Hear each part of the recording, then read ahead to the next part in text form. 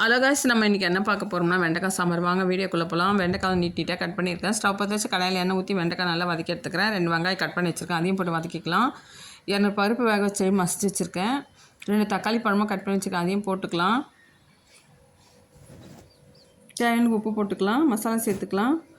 3 spoon மிளகாத்தூள், 1 spoon மஞ்சள் பொடி, 1 ஸ்பூன் சாம்பார் பொடி எல்லாம் போட்டு தண்ணி ஊற்றி வேக வச்சு எடுத்துக்கலாம்.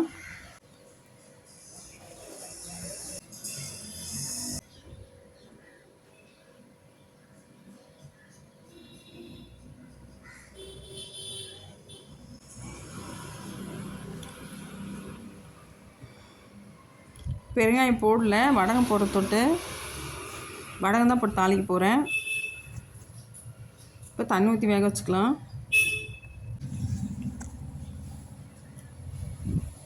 அப்படியே மூடி வச்சிடலாம். இப்போ வெண்டைக்காய் வெந்துடுச்சு.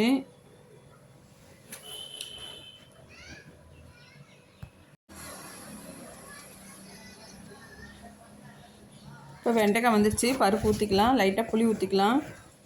வெண்டைக்காய் சாம்பார் சூப்பராக இருக்குங்க. வெண்டைக்காய் பிள்ளைங்களுக்கு உடம்புக்கு ரொம்ப நல்லது. வெண்டைக்காய் பண்ணி கொடுங்க, நீங்களே ட்ரை பண்ணி பாருங்கள். இப்போ வச்சு கடாயில் வடகம் போட்டு கடுகு பொருள் போட்டு காஞ்சி மிளகாய் போட்டு தாளித்து எடுத்துக்கிறேன். சாம்பாரை கொத்தமல்லியும் போட்டுக்கிட்டேன். இப்போ வடகம் கடுகு போட்டு காஞ்சி மிளகாய் போட்டு தாளிச்சிட்டேன். சாம்பாருக்கு கொத்தமல்லியும் போட்டுட்டேன். சூப்பராக இருக்குங்க, நீங்களே ட்ரை பண்ணி பாருங்கள். இந்த வீடியோ உங்களுக்கு பிடிச்சிருந்தா லைக் பண்ணுங்கள், சப்ஸ்கிரைப் பண்ணுங்கள், கமெண்ட் பண்ணுங்கள். Thank you friends.